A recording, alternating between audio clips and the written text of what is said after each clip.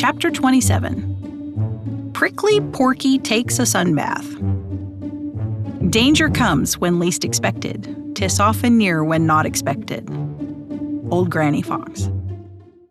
The long, hard winter had passed, and spring had come. Prickly Porky the porcupine came down from a tall poplar tree and slowly stretched himself. He was tired of eating. He was tired of swinging in the treetop. "I believe I'll have a sunbath," said Prickly Porky, and lazily walked toward the edge of the green forest in search of a place where the sun lay warm and bright. Now, Prickly Porky's stomach was very, very full. He was fat and naturally lazy, so when he came to the doorstep of an old house just on the edge of the green forest, he sat down to rest. It was sunny and warm there, and the longer he sat, the less like moving he felt.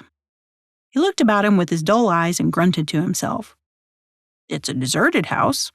Nobody lives here, and I guess nobody'll care if I take a nap right here on the doorstep," said Prickly Porky to himself. "And I don't care if they do," he added, for Prickly Porky the porcupine was afraid of nobody and nothing.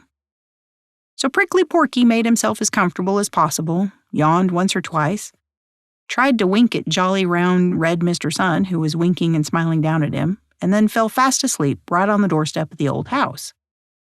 Now the old house had been deserted. No one had lived in it for a long, long time, a very long time indeed.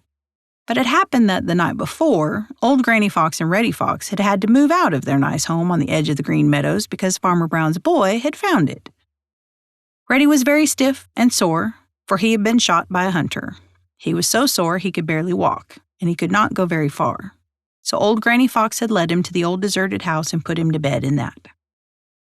"No one will think of looking for us here. Everyone knows that no one lives here," said Old Granny Fox, as she made Reddy as comfortable as possible.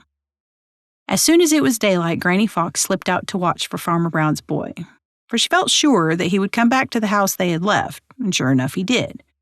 He brought a spade and dug the house open, and all the time Old Granny Fox was watching him from behind a fence corner and laughing to think that she had been smart enough to move in the night. But Reddy Fox didn't know anything about this. He was so tired that he slept and slept and slept. It was the middle of the morning when he finally awoke. He yawned and stretched, and when he stretched, he groaned because he was so stiff and sore. Then he hobbled up toward the doorway to see if Old Granny Fox had left any breakfast outside for him. It was dark, very dark. Reddy was puzzled.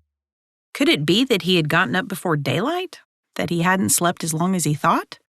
Perhaps he had slept the whole day through and it was night again. My, how hungry he was.